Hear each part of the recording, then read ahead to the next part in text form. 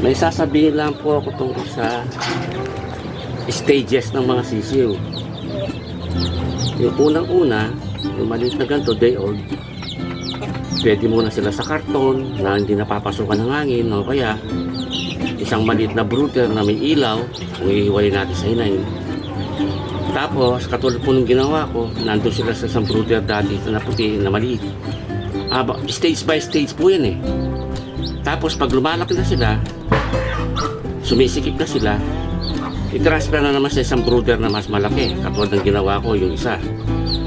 Tapos, lumaki na naman sila, sumikip na naman sila, ita-transfer na po natin. Ngayon, ito po, malaki na sila, tigo 1 month na mahigit, nandito na sila.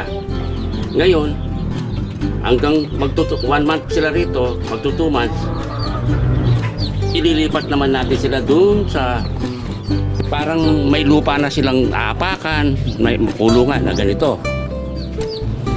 Ayan po. Mga 1 month na naman sila dyan, hanggang 3 months sila.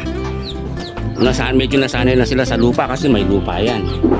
Tapos pag 3 months, i-pre-raise na po natin sila noon. Ganun po ang stages ng pag-aalaga ng sisiw.